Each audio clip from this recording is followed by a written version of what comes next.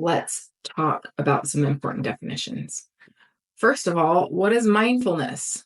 I will give you my favorite definition that I will use again and again throughout this course and future teachings.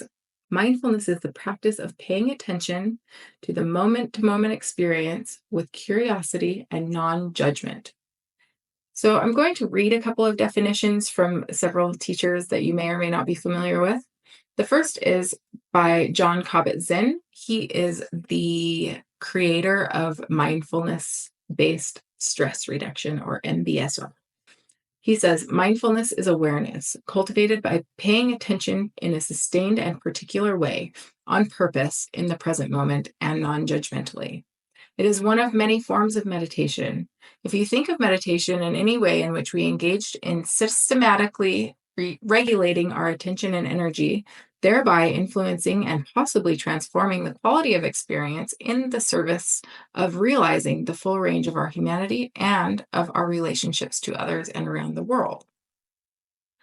Jack Kornfield, one of my teachers and author, former Buddhist monk, says, traditionally called Sati Sampajanya, or mindfulness of clarity and purpose. Mindfulness has two aspects, receptive and active. Mindfulness is first a spacious, kind, and non-judging awareness of the present. Second, as Sampajanya, mindfulness includes an appropriate response to the present situation. Again, the most basic definition of what I've just talked about is mindfulness is paying attention to the present moment with curiosity and non-judgment. So then what is meditation if that's mindfulness? Meditation is this deliberate training of attention, and it awakens us beyond our conditionality and our habitual thinking, and it reveals the nature of reality. There are many forms of meditation. There are so many contemplative practices, devotional practices, concentration subjects, mantras, visualizations, energy training, inner listening practices. All of these are intended to foster awakening, understanding, and love. Mindfulness is a specific method of meditation practice. The next definition is insight meditation, or also known as Vipassana. Vipassana is a Sanskrit word that means seeing things as they really are. These words are interchangeable and can be used as a synonym for mindfulness. So the purpose of insight is to strengthen our capacity to experience things as they are, curiosity and non-judgment, without this discursive thinking, our habitual reactivity, and our conditioned mind. So it brings a natural and clear attention to whatever is occurring in the present moment.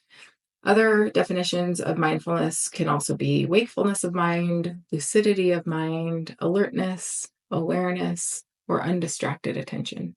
As we learn to be alertly and calmly present with our meditation, then a deeper intimacy with ourselves and the world begins to arise. As we cultivate our ability to remain mindful without interfering or judging, avoiding, or clinging to our direct experience, then these well springs of insights and wisdom begin to surface. We start to see this pattern, this ever-changing, impersonal, ungraspable nature of all things, and then our wisdom begins to grow. At some point, we joyfully realize that our unobstructed awareness is our moment of freedom.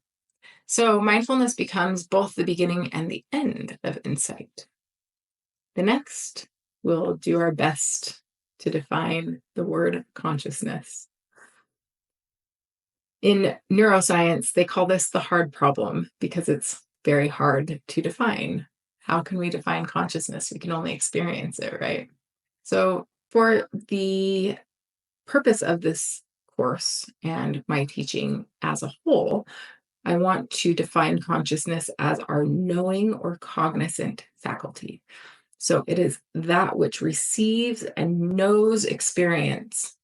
By nature, consciousness is clear, it's transparent, timeless. It contains all things, but it's not limited by them. So again, this is our knowingness. It's what we know. We know we are alive. I know I am breathing. I know I'm talking. The next one is awareness.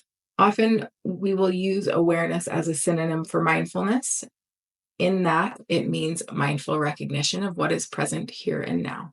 It can also be used and frequently is used as a synonym for consciousness. And in that, it means, again, the knowing of experience. It's the part that knows. So again, if you're feeling your body breathing, you can feel your lungs expand. You don't have to think you are breathing, you know you are.